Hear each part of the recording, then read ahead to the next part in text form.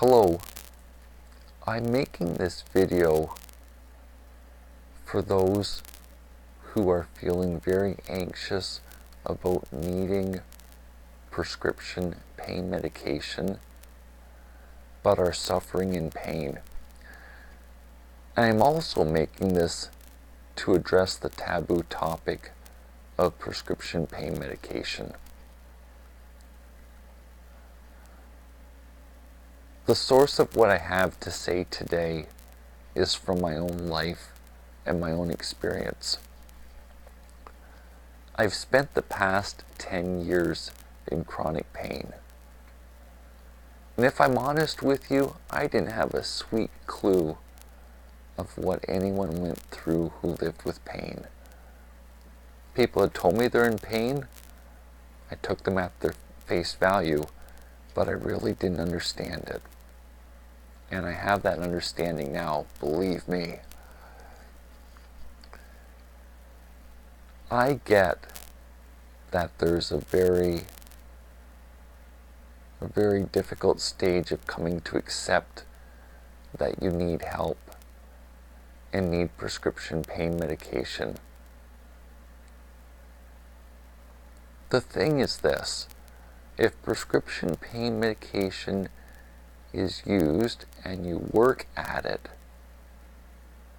and you're using it because of the pain that you're in, it's a means to an end. It's not an end in itself.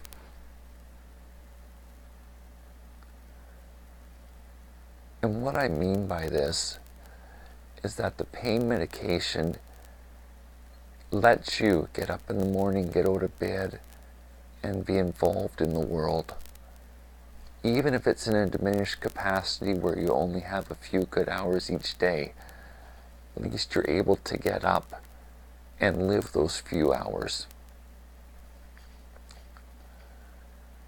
The medication that is least likely to become addictive is long-lasting pain medication. That's 8-hour and 12-hour pain medication.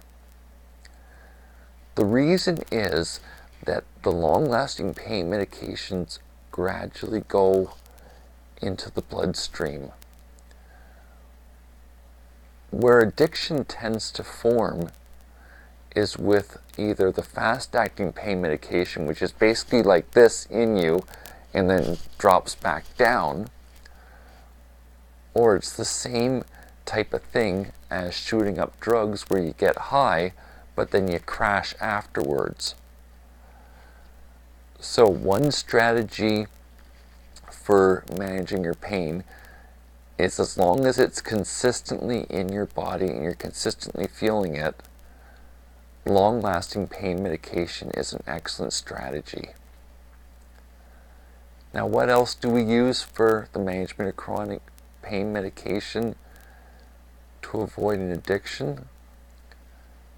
An ongoing dialogue with the prescribing doctor or your family doctor. It's crucial, it's essential, it's how they're able to help you.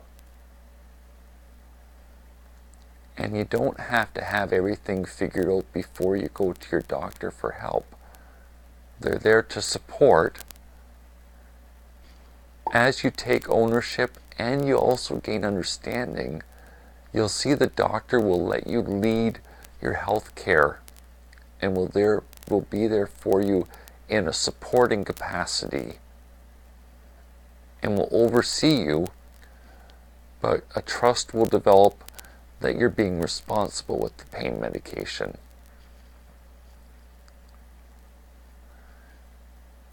It's important to know how to sense when you're taking too much pain medication.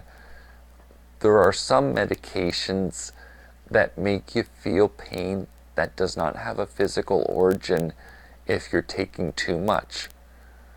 So when you begin a prescription, it's necessary that you have a discussion with your doctor and pharmacist about the signs and symptoms to look out for if it's too high of a dose. pain medication and being in chronic pain is something that needs nurturing. It's the same as raising a young child. It needs attention and energy so it works right. And that's an ongoing, healthy, and transparent dialogue with your healthcare professional.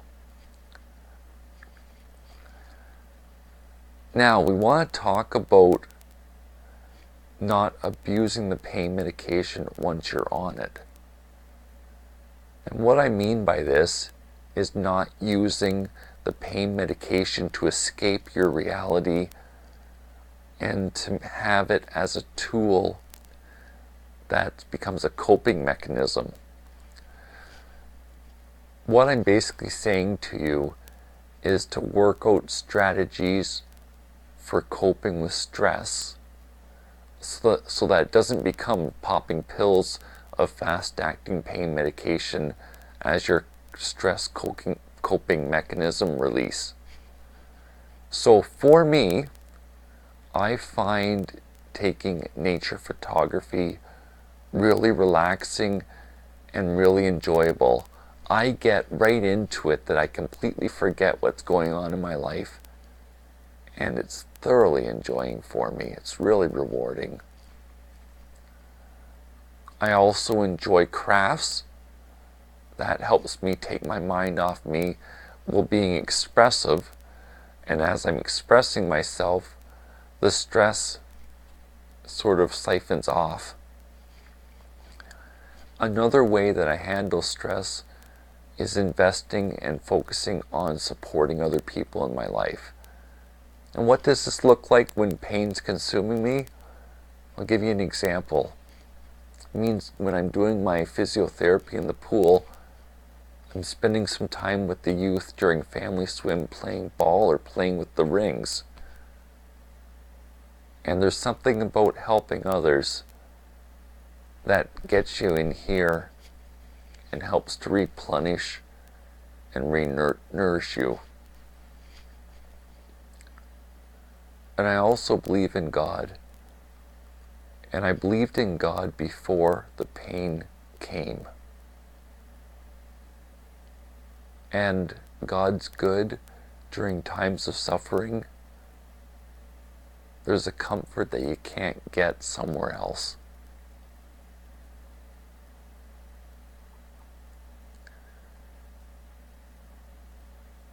So I've talked about these things to help support you and to give you things to think about and talk about with your doctor. I only want the best for you. For you to make it work, you're going to need to take ownership that you have a problem so it can be addressed. And once that ownership is taken, I think you'll see your life and your situation begin to change. You know, change does take time, but if you're committed to it, you can have a joy, confidence, self-esteem, and self-worth while you're going through the most difficult times of life. You know, and it's hard to know how we're doing. You know, when we're going through the motions of life, it's hard to see progress we're making. I'd like to suggest to you that if other people are using you as their rock, that you're doing a good job and they see something in you that is worth pursuing for their own life. There's still nothing wrong with having boundaries and saying you physically can't do something right now or that you need to wait. So I'm not saying to go be a roadmap or be taken advantage of.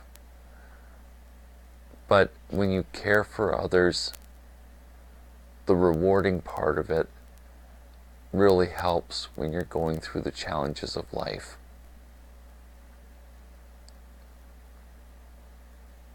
I hope this is some help to you.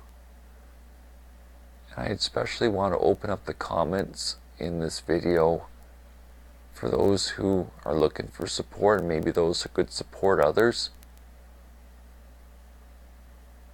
Online may not be your thing, and exposing what you're going through to the world. And I understand completely. I just don't want to see you go through it alone. So if online's not the place, please think about who's in your life that you can turn to for an ear and who can help support you while you navigate and make changes to how you manage your life. Thank you so much for spending this time with me. This is one of the topics I'm passionate about. And I'm passionate because I know the suffering that comes with the pain.